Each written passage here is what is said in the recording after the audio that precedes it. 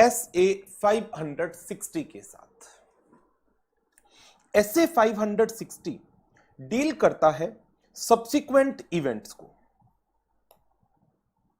Subsequent events का meaning क्या है? सब्सिक्वेंट इवेंट्स को हम डिफाइन कर सकते हैं एज द इवेंट जो कब हुए? After the balance sheet date, लेकिन किस टाइम से पहले? But before the date of audit report.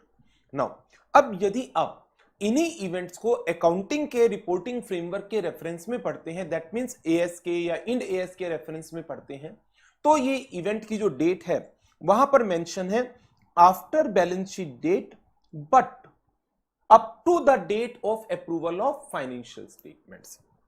मैंने यहां पर आपको एक छोटा सा टाइम स्केल डायग्राम भी दिया है कि लेट से फाइनेंशियल ईयर की बिगनिंग हो रही है 1 अप्रैल 2019 को। 1 अप्रैल 2019 को फाइनेंशियल ईयर बिगिन हुआ, फाइनेंशियल ईयर कंप्लीट हो गया 31 मार्च 2020 को। देयर आफ्टर एक डेट मैंने ली है 25 जून, that is the date of approval of financial statements. So ये जो पीरियड है 31 मार्च से लेकर 25 जून का, ये पीरियड इवेंट कहलाता है एज पर द AS और इंड AS। हाउएवर यदि हम ऑडिटिंग स्टैंडर्ड के रेफरेंस में बात करते हैं तो ऑडिटिंग स्टैंडर्ड के रेफरेंस में इवेंट्स कौन से हैं? जो कब शुरू हुए? बैलेंस शीट डेट के बाद, बट कब तक?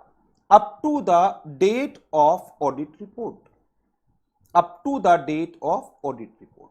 तो यहां पर जो पीरियड लिया गया वो कहां से कहां तक का है? डेट ऑफ फाइनेंशियल स्टेटमेंट से लेकर डेट ऑफ ऑडिट रिपोर्ट तक का। But at the same time इस डेफिनेशन में एक पॉइंट को और कवर किया गया। कहा गया it also includes the facts that have become known to the auditor after the date of audit report. Word use किया गया है facts, that means not events. Event क्या है? हैपनिंग ऑफ समथिंग, किसी चीज का हैपेंड होना, किसी ट्रांसैक्शन का हैपेंड होना। बट यहां पर इसने कहा फैक्ट, मींस इवेंट तो इसी पीरियड के दौरान हुआ है। इवेंट तो 31 मार्च से लेकर 20th ऑफ अगस्त डेट ऑफ ऑडिट रिपोर्ट तक हुआ है, बट उसकी नॉलेज आपको कब मिली? After the date of audit report. Audit report की डेट के बाद आपको पता चला। इन जनरल स्टैंडर्ड कहता है ऑडिट रिपोर्ट की डेट के बाद आपको किसी के बारे में पता चलता है, किसी पॉइंट के बारे में पता चलता है। इन जनरल आपकी कोई ऑब्लिगेशन नहीं है। हाउएवर यदि आपको यह लगता है कि यह फैक्ट इतना मटेरियल है, इतना सिग्निफिकेंट है कि यदि ऑडिट रिपोर्ट की डेट से पहले आपको पता चल जाता तो यह फैक्ट रिक्वायर करता एक मॉडिफिकेशन को in the date of modification को इन द ऑडिट रिपोर्ट, तो इसके कुछ एडिशनल प्रोसीजर हैं जो स्टैंडर्ड ने स्पेसिफाई किए हैं। सो नाउ अब मेरे पास SA 560 में दो क्लासिफिकेशन आ गई। पहली classification event occurring after the balance sheet date, और दूसरी क्लासिफिकेशन आ गई फैक्ट्स जिनके बारे में मुझे पता चला कब? After the date of audit report. Now अब यहां पर ये एक पीरियड ओवरलैपिंग का पीरियड आ गया। ओवरलैपिंग की बात नहीं, रादर कॉन्ट्राडिक्शन की बात आ गई। As per accounting standard approval से लेकर ऑडिट रिपोर्ट की डेट के बीच के इवेंट्स रिकॉग्नाइज नहीं करने, लेकिन ऑडिटर को उन इवेंट्स को कंसीडर करना है for the concerned financial year. Auditor को कंसीडर करना है क्या कोई ऐसा इवेंट हुआ है इस पीरियड के दौरान जिससे इन पीरियड में फाइनेंशियल ईयर 1920 में कोई भी आपको अकाउंट्स के अंदर कोई एंट्री पास करनी पड़े, कोई एडजस्टमेंट करनी पड़े, कोई डिस्क्लोजर देना पड़े। बट इन जनरल यदि हम बात करें AS की, तो AS के हिसाब से इस पीरियड के दौरान कुछ भी हो, ये करंट पीरियड, जैसे इस एग्जांपल में करंट पीरियड चल रहा है 2021, तो करंट पीरियड में रिकॉग्नाइज्ड होगा अकाउंट्स के हिसाब से। बट ऑडिट क्या कहती है, ऑडिटिंग स्टैंडर्ड्स क्या कहते हैं? आप इन पीरियड के दौरान जो इवेंट हुए हैं उनको कंसीडर करो और उनसे आइडेंटिफाई करने की कोशिश करो क्या 1920 में कोई एडजस्टमेंट की जरूरत थी क्या। बट एज पर AS इस पीरियड के दौरान के इवेंट्स बुक्स में रिकॉग्नाइज नहीं होते। नाउ अब बात करते हैं हम ऑडिट प्रोसीजर्स की। ऑडिट प्रोसीजर्स क्या है in case of the subsequent events? जो सबसे मेन प्रोसीजर है वो इस पीरियड का रहेगा, जो 31 March means balance sheet date के बाद से up to the date of audit report. तो ऑडिटर को करना क्या है? नंबर 1, ये आपका बहुत बहुत इंपॉर्टेंट पार्ट है लर्निंग के हिसाब से, very important. Event up to the date of audit report, पहला काम क्या करना है आपको? You need to perform the procedures to obtain evidences that all events that require either adjustments or disclosures as per the applicable financial reporting framework, वो सभी events identify कर लिए गए हैं बाय द मैनेजमेंट। और इस पर्पस के लिए ऑडिटर क्या करेगा? Auditor may obtain an understanding of management procedures, how management identify these events. He may inquire the management as to the occurrence of significant events that may affect the financial statements। और यदि financial year close के बाद कोई quarter complete हो चुका है और उस क्वार्टर की फाइनेंशियल स्टेटमेंट बनाई गई है, उसको रीड कर लीजिए। Study the interim financial statement if any prepared by the entity subsequent to the balance sheet date and at the same time कि यदि फाइनेंशियल ईयर क्लोजिंग के बाद बोर्ड ऑफ डायरेक्टर्स की कोई मीटिंग्स हुई है तो उस मीटिंग्स के मिनट्स को भी आप रीड कर लीजिए। Read the minutes of meeting if any that held after the balance sheet date. Now अब जब ऑडिटर ने अपने ये प्रोसीजर्स परफॉर्म कर लिए, तो इन प्रोसीजर्स को परफॉर्म करने के बाद यदि ऑडिटर किसी इवेंट्स को आइडेंटिफाई करता है जो मैनेजमेंट ने आइडेंटिफाई नहीं किया था, but that event require either any adjustment और disclosure, then auditor should ensure its appropriate treatment in the books of account as per the applicable financial reporting framework। ये एडजस्टमेंट ये खुद नहीं कराएगा, इस एडजस्टमेंट्स के लिए ये मैनेजमेंट को कहेगा कि ये एडजस्टमेंट है इस इवेंट की, ये आपको करनी है या इसका डिस्क्लोजर आपको देना है। एंड मैनेजमेंट से एक रिटन रिप्रेजेंटेशन ले लीजिए कि ऑल नोन इवेंट्स जो मैनेजमेंट की नॉलेज में थे, जिनकी कोई एडजस्टमेंट या डिस्क्लोजर्स होने थे, उनको एप्रोप्रिएटली ट्रीट किया गया है in the books of account and the financial statement. ये प्रोसीजर है जो आपको बहुत बहुत अच्छी तरह से याद रखने हैं और इसके ऊपर आपको कुछ क्वेश्चंस भी मिल जाएंगे। जैसे 560 का सबसे पहला क्वेश्चन है, राइट शॉर्ट नोट या briefly explain audit procedures on subsequent events या describe auditor's responsibilities regarding subsequent event. इसके अंदर वही सारी बातें हैं जो मैंने आपको अभी बताई है। नंबर 2, इंक्वायरी, कौन से मैटर्स की इंक्वायरी करनी चाहिए। ये जब मैंने आपको अभी प्रोसीजर कराया था तो इस प्रोसीजर के अंदर ही मैंने आपको एक पॉइंट बताया था कि auditor should inquire the management as to the occurrence of significant event that may affect the financial statement, और इस पे ये स्टार मार्क लगा हुआ था। अब ये स्टार है कहां, कौन कौन सी इंक्वायरी, ये रही मैटर्स टू बी इंक्वायर्ड, ये भी आपको लर्न करनी है। इसके ऊपर देखो क्वेश्चन कैसे फ्रेम किया गया था, क्वेश्चन दिखाता हूं मैं आपको। मई 19 के एग्जाम में आया था 7 मार्क्स का ये question. Messrs LMP Associates Chartered Accountant while conducting the audit want to conduct an inquiry of management as to whether any subsequent event have occurred which might affect the financial statement। Guide messrs LMP Associates as to the matter जिन पर specific inquiry की जा सकती है। अब ऐसा question exam में आ जाता है तो आप यदि जनरल आंसर दे दोगे उसके लिए एग्जामिनर आपको कोई मार्क्स अवार्ड नहीं करेगा। आपको इन इंक्वायरीज में उन्हीं मैटर को लिखना होगा जो मैटर SA के अंदर स्टैंडर्ड्स के अंदर बताए गए हैं। अब मैंने यहां पर वही सारे पॉइंट्स लिखे हुए हैं क्वेश्चन बैंक में और यही पॉइंट्स यहां पर लिखे हुए हैं। अब ये आपका लर्निंग का पार्ट आ गया, एग्जाम में क्वेश्चन भी आया हुआ है। किन किन मैटर्स पर इंक्वायरी, मैं एक बार आपको रीड करा देता हूं क्विकली। क्या कोई नई कमिटमेंट्स, बोरोविंग्स, गारंटी, इनके कोई कॉन्ट्रैक्ट किए हैं आपने बैलेंस शीट डेट के बाद? क्या किसी असेट्स को बेचने का या खरीदने का कोई डिसीजन लिया गया है या प्लानिंग चल रही है ऐसी कुछ? क्या कैपिटल में, डेट इंस्ट्रूमेंट्स में new share, new debenture issue किए गए हैं या उनकी कोई प्लानिंग चल रही है? क्या किसी असेट्स को मिसअप्रोप्रिएट, क्या किसी असेट को अप्रोप्रिएट मतलब गवर्नमेंट ने टेक ओवर किया है, या कोई asset due to any natural calamity destroy हो गया। जो कंटीजेंसीज एग्जिस्ट करती थी बैलेंस शीट डेट पर, क्या उनमें कोई नई सिग्निफिकेंट डेवलपमेंट्स हुई हैं, वेदर कोई अनयूजुअल अकाउंटिंग एडजस्टमेंट्स आपने की है या आप करने जा रहे हैं, क्या कोई ऐसा इवेंट हुआ जिससे अकाउंटिंग पॉलिसीज की एप्रोप्रिएटनेस अफेक्ट हो रही हो, क्या कोई ऐसा इवेंट हुआ जिसके कारण अकाउंटिंग एस्टिमेट्स या फाइनेंशियल स्टेटमेंट में जो प्रोविजंस बनाए गए हैं उनकी मेजरमेंट अफेक्ट हो रही हो। फॉर एग्जांपल कि आपने एक प्रोविजन फॉर बैड डेट बना रखा था, बट व्हाट हैपेंस कि जिस डेटर्स के अगेंस्ट वो प्रोविजन बने हुए थे उस डेटर की इंसॉल्वेंसी डिक्लेयर हो गई बाय द कोर्ट, तो उस सिचुएशन में आपको बैड डेट के प्रोविजन को इंक्रीज करना पड़ेगा।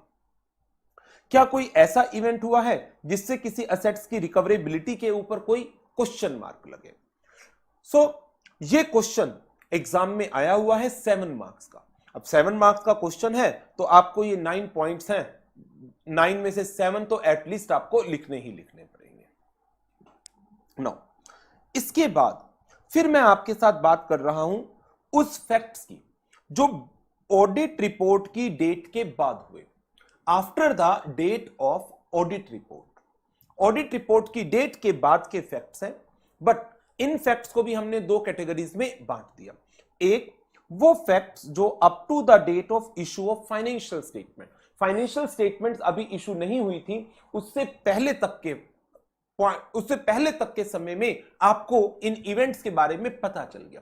इवेंट कौन से हैं जो ऑडिट रिपोर्ट की डेट से पहले हुए, पता कब चले, after the date of audit report.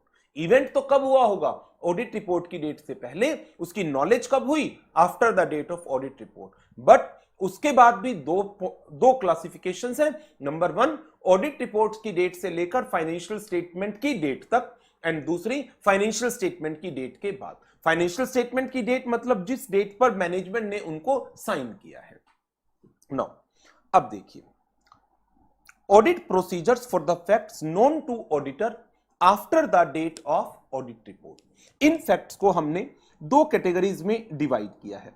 Category 1 वो फैक्ट जो ऑडिटर की नॉलेज में आए कब, after the date of audit report, लेकिन फाइनेंशियल स्टेटमेंट के इशू होने से पहले। और दूसरे वो फैक्ट जो ऑडिटर की नॉलेज में आते हैं after the date of issue of the financial statements. दोनों ही के रेफरेंस में, क्योंकि ये फैक्ट्स कब पता चले हैं आपको, after the date of audit report, after the date of audit report. और यहां पर तो date of issue of financial statement है, तो डेफिनेटली ये भी ऑडिट रिपोर्ट की डेट के बाद ही इशू होंगी फाइनेंशियल स्टेटमेंट। स्टैंडर्ड कहता है इन जनरल आपकी कोई ड्यूटी नहीं है toward such event, in general आपकी कोई ड्यूटी नहीं है। हाउएवर, यदि आपकी ओपिनियन थी, यदि ये फैक्ट आपको पहले पता होते, that means before the date of audit report, आप इनके ऊपर एक मॉडिफाइड ओपिनियन इशू करते। तो इस सिचुएशन में यदि फाइनेंशियल स्टेटमेंट अभी इशू नहीं हुई तो आप मैनेजमेंट को कहेंगे फाइनेंशियल स्टेटमेंट को रिवाइज कर दीजिए। Ask the management to revise the financial statement. पहली सिचुएशन, मैनेजमेंट एग्री हो गई। अब मैनेजमेंट एग्री हो गई, फाइनेंशियल स्टेटमेंट इशू ही नहीं हुई थी, फाइनेंशियल स्टेटमेंट मैनेजमेंट के पास ही थी, मैनेजमेंट ने फाइनेंशियल स्टेटमेंट को अमेंड करा, बट क्योंकि आप अपनी ऑडिट रिपोर्ट पहले ही बनाकर साइन करके दे चुके थे, अब आपको भी अपनी ऑडिट रिपोर्ट को चेंज करना पड़ेगा। आपकी ऑडिट रिपोर्ट कैसे चेंज होगी? आपकी ऑडिट रिपोर्ट को चेंज करने के 2 तरीके हैं।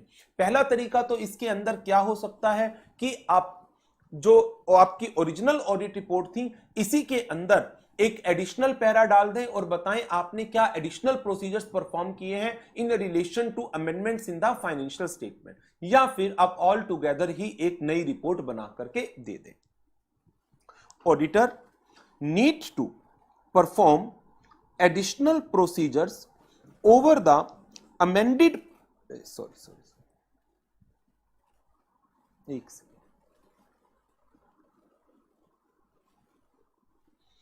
over the amended part of financial statements। Auditor ने एडिशनल प्रोसीजर्स परफॉर्म कर लिए। अब क्या होगा, auditor should issue either the revised audit report with new date या फिर ओरिजिनल रिपोर्ट दे दे with comment on additional procedures with new date. अब ऐसी रिपोर्ट जिसमें एक डेट पहले से थी, एक डेट और डाल दी गई, इस रिपोर्ट को नाम दे दिया जाता है किसका? ड्यूअल डेटिंग रिपोर्ट का। बट जनरली ऑडिटर ऐसी ड्यूअल डेटिंग रिपोर्ट्स नहीं इशू करते, वो क्या करते हैं, ऑल टुगेदर एक नई रिवाइज्ड ऑडिट रिपोर्ट दे देते हैं एक नई डेट के साथ। और रिपोर्ट में आप एक अदर मैटर पैरा डालेंगे जिसमें आप बताएंगे कि जो अमेंडेड फाइनेंशियल स्टेटमेंट्स हैं उसमें जो अमेंडमेंट हुई है या जिसको आप सब्सिक्वेंट इवेंट्स का नाम भी दे सकते हैं, उसके ऊपर आपने कौन से प्रोसीजर्स परफॉर्म किए हैं। लेकिन यदि मैनेजमेंट कर देती है मना और कहती है नहीं, हम फाइनेंशियल स्टेटमेंट्स को अमेंड नहीं करेंगे, अब क्योंकि फाइनेंशियल स्टेटमेंट अभी तक इशूड नहीं है और फाइनेंशियल स्टेटमेंट्स के ऊपर जो ऑडिट रिपोर्ट है उसको मॉडिफाई करने की जरूरत है, मैनेजमेंट ने फाइनेंशियल स्टेटमेंट को अमेंड करने से मना कर दिया कि ऑडिट रिपोर्ट किसके पास है। यदि मेरे पास ही ऑडिट रिपोर्ट है, मैंने अभी तक हैंडओवर नहीं की थी मैनेजमेंट को, तो मैं मॉडिफाइड ऑडिट रिपोर्ट दे दूंगा। Issue modified audit report if audit report not yet delivered to management. लेकिन यदि मैं ऑडिट रिपोर्ट ऑलरेडी मैनेजमेंट को हैंडओवर कर चुका हूं और मैनेजमेंट ने फाइनेंशियल स्टेटमेंट अमेंड करने से कर दिया मना, तो उस सिचुएशन में मैं मैनेजमेंट को कहूंगा मेरी फाइनेंशियल स्टेटमेंट, मेरी ऑडिट रिपोर्ट फाइनेंशियल स्टेटमेंट के साथ इशू करने की जरूरत नहीं है। However, if report has already been delivered to management, ask the management not to issue the audit report with financial statement, but इसके बावजूद मैनेजमेंट ने मेरी रिक्वेस्ट को कंसीडर नहीं किया और मैनेजमेंट ने फाइनेंशियल स्टेटमेंट के साथ ऑडिट रिपोर्ट को इशू कर दिया, देन आप अपनी ऑडिट रिपोर्ट को विड्रॉ कर लीजिए and take preventive action so as to prevent users reliance on the audit report. अब मेरे पास दूसरा केस आ जाता है। दूसरा केस क्या है कि फाइनेंशियल स्टेटमेंट ऑलरेडी इशू हो चुकी थी शेयर होल्डर्स को, तो अब क्या करूं मैं? मैनेजमेंट से डिस्कशन करिए और देखिए क्या there is a need to amend the financial statements. Discuss the matter with the management and ask for revision of financial statement. Management financial statement को रिवाइज कर देती है तब तो कोई इशू ही नहीं है, लेकिन यदि मैनेजमेंट डिनाई कर दे तो मैं क्या करूं? फाइनेंशियल स्टेटमेंट ऑलरेडी इशूड हो चुकी है, इसका मतलब मेरी ऑडिट रिपोर्ट भी ऑलरेडी इशूड हो चुकी है।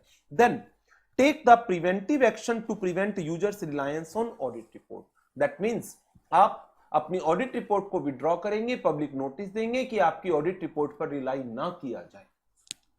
लेकिन यदि मैनेजमेंट फाइनेंशियल स्टेटमेंट को अमेंड करने के लिए एग्री हो जाती है, in that situation auditor need to perform additional procedures on the amended financial statement and issue a revised audit report. Auditor should perform additional procedure and issue a new audit report, और इस audit report के अंदर एक emphasis of matter para को incorporate किया जाएगा along with the reasons why the financial statements are being revised। और auditor ensure करेगा कि ऑल द पर्संस जिनको original financial statement with original audit report issue की गई थी उनको ये न्यू ऑडिट रिपोर्ट भी मिली हो। अब इसके ऊपर क्वेश्चन देखें। नवंबर 10 में एक क्वेश्चन आया हुआ है केस स्टडी बेस्ड। ए कंपनी लिमिटेड, उन्होंने अपनी बैलेंस शीट में 1.5 crore rupees being the arrear of salaries and wages for last 2 years as a result of successful negotiations को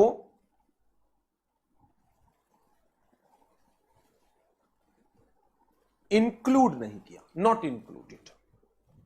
ये नेगोशिएशन कंक्लूड हो गई थी 30 अप्रैल को। ऑडिटर बैलेंस शीट साइन कर रहा है 31 मई को। ऑडिटर की नॉलेज में ये नेगोशिएशन आ गई 15 मई को। मैनेजमेंट से रिक्वेस्ट करे, करेक्शन करो, प्रोविजन बनाओ, प्रोविजन नहीं बनाते हैं, then modify the audit report. इसी तरह से ये एक बड़ा सिंपल सा एग्जांपल है। ये एग्जांपल तो आप अकाउंट्स में पढ़ते ही हैं बहुत बार कि लाइक एक फायर हो गई 15 मई को, 50 लाख का मटेरियल डिस्ट्रॉय हो गया, फाइनेंशियल स्टेटमेंट अडॉप्ट नहीं हुई थी till date of fire, management ने कोई प्रोविजन नहीं बनाया, तो क्या ये events it require any adjustment? ये एडजस्टमेंट रिक्वायर करता है only when going concern affect होता है as per the requirement of related accounting standard. However, यदि गोइंग कंसर्न अफेक्ट नहीं हो रहा then simple disclosure is required. फिर ये एक क्वेश्चन है नवंबर 18 का, बहुत बड़ा सा क्वेश्चन बनाया हुआ है बट आंसर बहुत सिंपल है, ये आपके होमवर्क में आप कर लेंगे। बस यही क्वेश्चन थे इसके। फैक्ट्स के ऊपर कोई क्वेश्चन? फैक्ट्स में, हाँ ये क्वेश्चन फैक्ट्स के ऊपर ही है, मैं करा देता हूं। अमुधन एंड कंपनी ऑडिटर हैं और उन्होंने अपनी ऑडिट रिपोर्ट साइन की कब? 4 मई को। जनरल मीटिंग होनी है अगस्त में। 6 मई को कंपनी को सेंट्रल गवर्नमेंट से एक कम्युनिकेशन मिलती है, उनका 5800 करोड़ रुपीस जो इंसेंटिव पेंडिंग था वो अप्रूव हो गया। किस ईयर का था वो? पिछले साल का। और ये अमाउंट उनको पे कर दिया जाएगा मई से पहले पहले। सीएफओ से जब पूछा गया तो उसने कहा ये अमाउंट हमने ऑडिटेड फाइनेंशियल स्टेटमेंट्स में रिकॉग्नाइज नहीं किया था पहले, बिकॉज ये अमाउंट रिलीज नहीं हुआ था, अनसर्टेनिटी थी, पता नहीं गवर्नमेंट अप्रूव करेगी या नहीं करेगी। अब क्योंकि गवर्नमेंट ने अप्रूव कर दिया, बोर्ड ऑफ डायरेक्टर ने अमेंड कर दिया फाइनेंशियल स्टेटमेंट को 8 मई को और ऑडिटर को रिक्वेस्ट की एक फ्रेश ऑडिट रिपोर्ट इशू कर दो। क्या auditor fresh audit report issue करे? फाइनेंशियल स्टेटमेंट्स अमेंड की गई है, फाइनेंशियल स्टेटमेंट अभी इशू ही नहीं की गई थी, इशू होने से पहले ही अमेंड हो गई, तो डेफिनेटली ऑडिटर को इस रिक्वेस्ट को कंसीडर करना चाहिए और जो अमेंडमेंट हुई है फाइनेंशियल स्टेटमेंट पर उन पर अपने एडिशनल प्रोसीजर्स को परफॉर्म करें। और 2 तरीके हैं उसके पास, चाहे तो वो पुरानी ऑडिट रिपोर्ट के अंदर एक एडिशनल पैरा डाल दे या फिर ऑल टुगेदर एक नई ऑडिट रिपोर्ट बना करके दे दे। जनरली एक नई ऑडिट रिपोर्ट बना करके दे दी जाती है। So this is all about SA 560 and its questions.